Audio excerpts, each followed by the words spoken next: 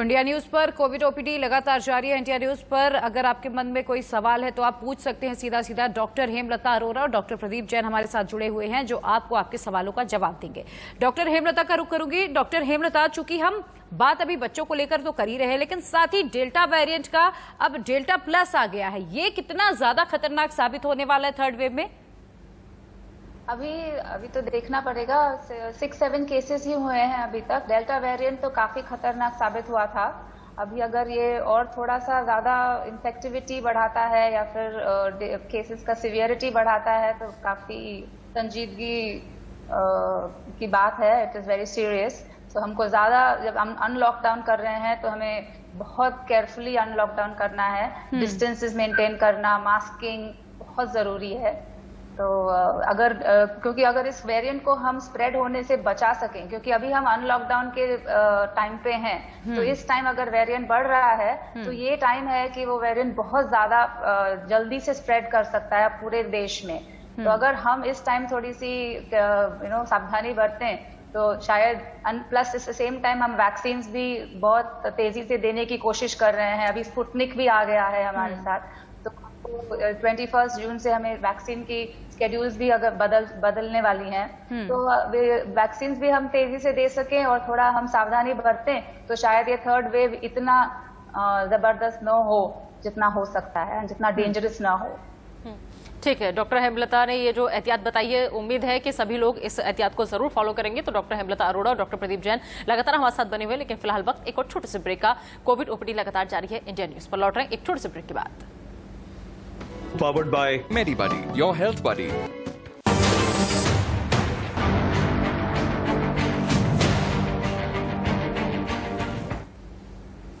तो India news पर लगातार कोविड ओपीडी ओपन है। आपके मन में भी कोई सवाल है या कोई सलाह मशवरा आप चाहते हैं घर बैठे, तो डॉक्टर्स का बड़ा पैनल, देश के जाने माने डॉक्टर्स इंडिया न्यूज पर मौजूद है।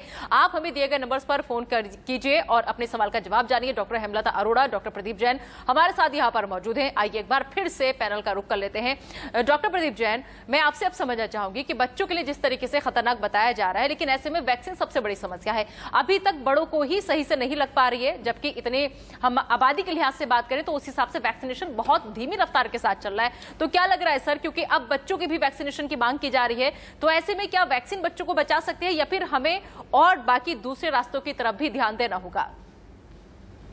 देखिए, वैक्सीन एक बड़ा कॉस्टली और डिफिकल्ट टू मैनेज थिंग है, क्योंकि हम ये देख रहे हैं कि कुछ वेरिएशंस आ रहे हैं वायरस में भी। वैक्सीन का शायद एफिकेसी, अगर बहुत ज्यादा वेरिएशन आए तो वो ना हो, एक बात।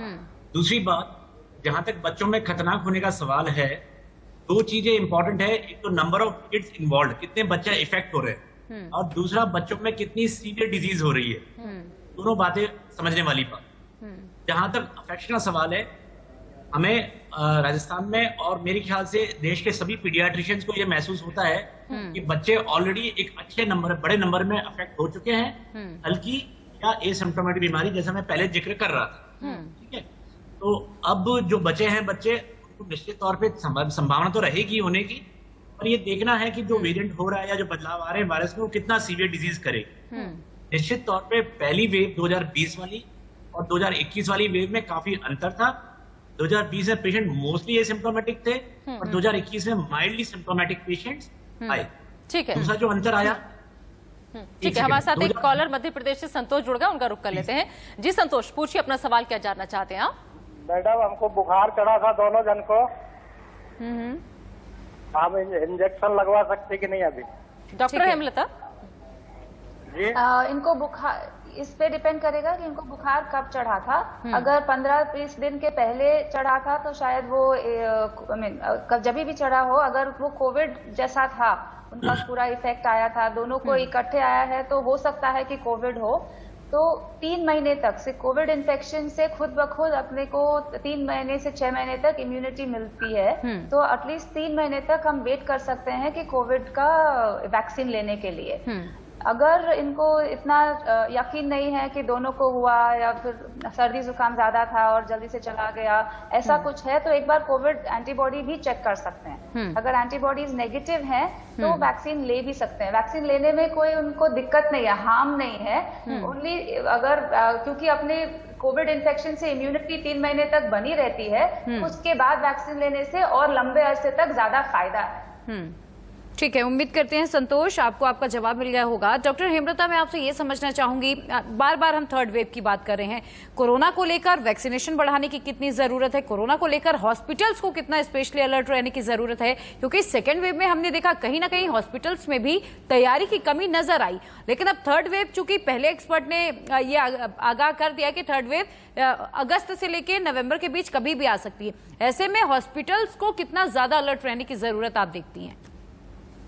बहुत ज्यादा नेसेसिटी है कि हम हॉस्पिटल्स, हेल्थ केयर सिस्टम को पूरी तरह से हम अलर्ट रखें। हर हफ्ते हम वैसे भी मॉनिटर कर रहे हैं कि अभी केसेस कितने हैं, बढ़ रहे हैं, घट रहे हैं, किस जगहों में ज्यादा बढ़ रहे हैं। एंड सेकेंड वेव हमको थोड़ा सा सरप्राइज से ले लिया था, हमको अचानक अपने ऊपर आ गया तो बहुत ज्यादा दिक्कत भी हुई। तो इस टाइम हम ऐसा होने नहीं देना चाहिए। हर 1-2 हफ्ते में अगर हम रीअसेस करते रहें तो हम काफी अच्छे से इसका मुकाबला कर सकते हैं। एट द सेम टाइम, जैसे मैंने पहले कहा, अपनी सावधानी तो रहनी ही चाहिए। अनलॉकडाउन भी हो रहा है, फिर भी अपनी सावधानी के साथ, डिस्टेंसिंग एंड मास्किंग के साथ हम रोजमर्रा की कामों में जुटने चाहिए। ठीक है। डॉक्टर प्रदीप जैन, 12 से 18 साल के करीब 17 करोड़ बच्चे हैं और इन बच्चों को जल्द वैक्सीनेट करना होगा। ऐसे में 5% गंभीर मरीज जो हैं वो भी उनकी डेथ हो सकती है। तो वैक्सीनेशन ना होने से बच्चों को खतरा कितना ज्यादा आप मान रहे हैं? डेफिनेटली, लकीली अभी तक हमने कोविड से बहुत ज्यादा बच्चों में डेथ देखी है, ना हॉस्पिटलाइजेशन देखी। ये निर्भर करता है कि आने वाला वेरिएंट या अगर डिजीज में बदलाव होता है तो क्या होता है। ये तो एक बात। दूसरी बात ये कि जो हम कॉम्प्लिकेशन देख रहे हैं कोविड रिलेटेड, वो है MIS-C, जो बच्चों में बहुत देख रहे हैं। अगर 100 बच्चे भर्ती हुए हैं तो उनमें से 95 से 98 MIS-C वाले बच्चे भर्ती हुए हैं, तो उनके लिए हमें एक अलग प्रकार की तैयारी करनी है। वो एक अलग बीमारी है, एक्यूट कोविड निमोनिया से काफी अलग है। ठीक है, इसमें प्राइमरी लंग्स इन्वॉल्व होते हैं, प्राइमरी कार्डियोवैस्कुलर सिस्टम इन्वॉल्व होता है। इसमें हमें ICUs प्लस IVIG और स्टेरॉइड्स नाम की दवाइयां बहुतायत में चाहिएगी। तो सरकारों से हमारा अनुरोध है, कर भी रहे हैं हम हर फोरम पर, आपके फोरम से भी करेंगे, कि जो भी रिसोर्सेज वो इकट्ठा कर रही हैं, ये भविष्य की संभावना को ध्यान में रखते हुए करें। पक्का विश्वास है वो जितना वेंटिलेटर्स का व्यवस्था करेगी उतना ही जो इम्पोर्टेंट दवाई उनकी भी करेगी। जैसे अभी इन दिनों में एम्फोटेरिसिन B नाम की दवाई जो म्यूकोरमाइकोसिस उसकी कुछ एरियाज में शॉर्टेज आ रही है, सप्लाई 20-30% ही हो पा रहा है।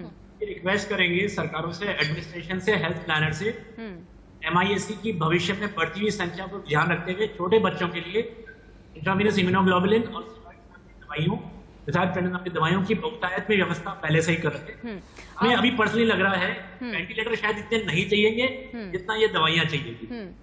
बिल्कुल डॉक्टर प्रदीप, और एस्परजिलस और डायबिटिक जैसी प्रॉब्लम भी बच्चों में अब कोविड के बाद ज्यादा दिखाई देने लगी है, इस पर भी आपसे जवाब लेंगे, लेकिन उससे पहले कॉलर का रुख कर लेते हैं।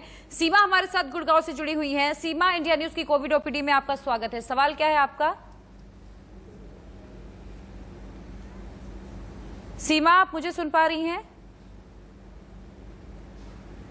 फिर से संपर्क साधने की कोशिश करेंगे। लेकिन डॉक्टर प्रदीप, जैसे अभी आप बच्चों की बीमारी की बात कर रहे थे, आपने MIS-C का जिक्र किया, बहुत सारे बच्चों में ऐसी भी समस्या देखने के लिए मिली कि पोस्ट कोविड उन्हें जो प्रॉब्लम हो रही है उसमें एस्परजिलस और डायबिटिक जैसी प्रॉब्लम्स भी सामने आ रही हैं। इसके पीछे का कारण क्या हो सकता है?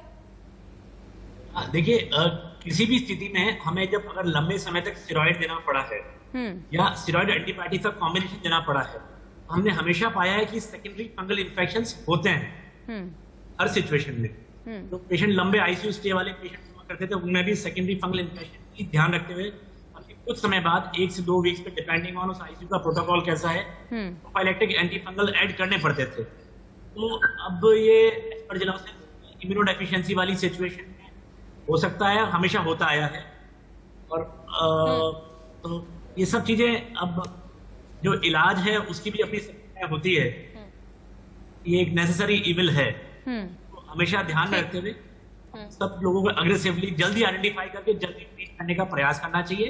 पर लकीली चाहे एस्परजिलोसिस हो चाहे म्यूकोरमाइकोसिस हो, पीडियाट्रिक एज ग्रुप में इतना ज्यादा नहीं है जितना एडल्ट स्पेशली 30s के बाद वाली एज ग्रुप में ज्यादा। ठीक है, अगले कॉलर हमारे साथ राजस्थान से धर्मचंद जुड़ चुके हैं, उनका रुख करते हैं। धर्मचंद जी, स्वागत है आपका इंडिया न्यूज कोविड ओपीडी में। पूछिए अपना सवाल, क्या जानना चाहते हैं आप? मैं डॉक्टर साहब से जानना चाहता हूँ कि जिनको वैक्सीन लगवानी है जैसे सल्फेट या पेनिसिलिन जिनको रिएक्शन करती है वो लगवा सकते हैं क्या? ठीक है, डॉक्टर हेमलता अरोड़ा, चाहूंगी आप जवाब दें। थोड़ा सवाल दोहराएं प्लीज, मुझे समझ नहीं आया। आप एक बार अपना सवाल फिर से दोहरा दें। वैक्सीन वो लगवा सकते हैं कि जिनको सल्फेट और पेनिसिलिन रिएक्शन करती है जी हाँ, एलर्जी? समझ आया। हाँ, जिनका कोई भी मेडिसिन एलर्जी, ये एंटीबायोटिक एलर्जी हो या ब्रुफेन, पैरासिटामोल, इन चीजों की एलर्जी हो, इन मेडिकेशंस या एंटीबायोटिक से वैक्सीन का कोई लेना देना नहीं है। बेशक इन वैक्सीन और बेफिक्र वैक्सीन लगा सकते हैं। कोई भी वैक्सीन की कॉन्ट्राइंडिकेशन इतनी बड़ी नहीं है। ओनली कॉन्ट्राइंडिकेशन जब है अगर इसी वैक्सीन से, सपोज कोविशील्ड की बात करें तो कोविशील्ड के पहले डोज से अगर कोई बड़ी सी एलर्जिक रिएक्शन हुई है तो वही एक एब्सोल्यूट कॉन्ट्राइंडिकेशन हम मानते हैं कि फिर हम ये वैक्सीन नहीं लगा सकते। और इसके अलावा और कोई भी ऐसा मेजर कॉन्ट्राइंडिकेशन नहीं है। मामूली से जो अपने फूड की एलर्जी हो या मेडिकेशन की एलर्जी हो, इन सब से वैक्सीन का लेना देना नहीं है। वैक्सीन बेफिक्र लगा सकते हैं। डॉक्टर हेमलता, आपसे सवाल लूंगी लेकिन उससे पहले कॉलर का रुख कर लेते हैं। रमेश हमारे साथ दिल्ली से जुड़े हुए हैं। रमेश, आपका इंडिया न्यूज की कोविड ओपीडी में बहुत बहुत स्वागत है। सवाल क्या है आपका? मैम, ये अप्रैल में मैं ये कोविड का शिकार हुआ था, तो ये अभी मुझे दिक्कत है कि जैसे सीने में दर्द है, सांस फूल रही है और पेट में दर्द है और हल्की सी खांसी है, एक प्रॉब्लम। डॉक्टर हेमलता, आप इन्हें जवाब दे दें। जी, कोविड इन्फेक्शन के 2 महीने के बाद तक कोई ना कोई इम्यून रिएक्शन होने की संभावना रहती है, कोई सेकेंडरी इन्फेक्शन होने की संभावना रहती है और क्लॉटिंग के प्रॉब्लम्स होने की संभावना रहती है। तो अगर जब भी कोई तकलीफ हो, फीवर हो या फिर जैसे सांस फूल रहा हो या फिर कोई पेट में दर्द हो, ये जरूरी है कि एक बार जल्दी से जांच पड़ताल करा लें।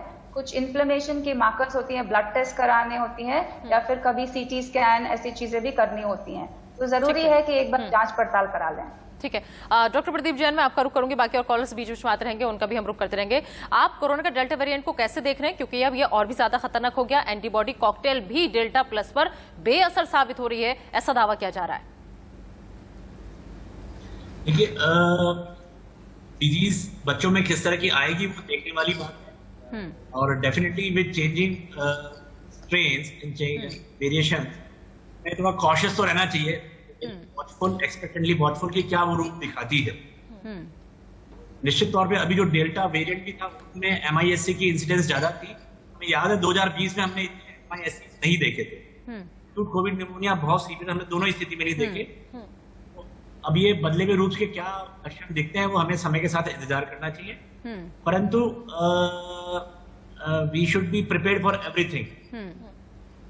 ये है बिल्कुल, सबसे अहम बात यही हो जाती है डॉक्टर प्रदीप जैन कि हमें हर तरह से, हर परिस्थिति से निपटने के लिए तैयार रहना है। रमेश हमारे साथ कॉलर जुड़े हुए हैं।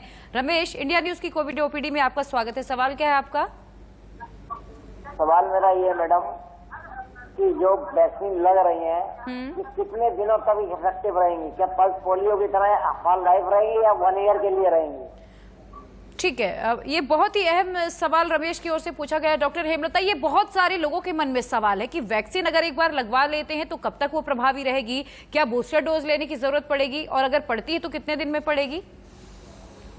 फिलहाल अभी वैक्सीन का 2 डोज लेने के बाद एटलीस्ट 6 मंथ्स तक अपनी इम्यूनिटी बनी रहेगी। 1 ईयर तक ये रहेगी कि नहीं, अभी हमको समझ में आएगा। कुछ ट्रायल्स खत्म हो रहे हैं तो 1 ईयर की वैक्सीन एफिकेसी हमको समझ में आएगी। बट लगता तो ऐसा ही है कि हमें बूस्टर डोसेज लेने ही पड़ेंगे। शायद वो 1 ईयरली बूस्टर डोसेज हो या उसके पहले ही लेना पड़े, ये अभी क्लियर नहीं है। But most likely life long immunity रहेगी, ऐसा नहीं लगता है। ठीक है, अगले कॉलर अशोक कुमार हमारे साथ जुड़ चुके हैं। जी अशोक, पूछे अपना सवाल, क्या जानना चाहते हैं आप? हेलो जी, आपकी आवाज आ रही है, पूछिए सवाल। ये मेरे सिर में दर्द होता है, गर्दन में और जबड़े में दर्द होता है। इसके अलावा फिर ये नहीं है, जांघों में भी दोनों साइड अच्छा, फिलहाल ठीक है, बॉडी पेन से आप जूझ रहे हैं। जी डॉक्टर हेमलता अरोड़ा, क्या कहना चाहेंगे आप? अगर कोविड इन्फेक्शन के दौरान ऐसा हो रहा है या फिर अभी शुरू हुआ है तो हेडेक, बॉडी एक, चेस्ट पेन्स, ये सारी चीजें कोविड की इन्फेक्शन में हो सकती हैं, बट और भी चीजों की वजह से ये हो सकती हैं। थोड़ा सा जांच पड़ताल जरूरी है। हम अज्यूम नहीं करना चाहिए कि या तो ये कोविड है, या अज्यूम नहीं करना चाहिए कि ये कोविड नहीं है। तो थोड़ी सी जांच पड़ताल की जरूरत है अगर पहले से कोविड इन्फेक्शन की डायग्नोसिस नहीं हुई है तो। ठीक है, डॉक्टर हेमलता और डॉक्टर प्रदीप, आप दोनों हमारे साथ बने रहिएगा, क्योंकि इंडिया न्यूज पर कोविड ओपीडी आगे भी जारी रहेगी, लेकिन फिलहाल वक्त है एक छोटे से ब्रेक का।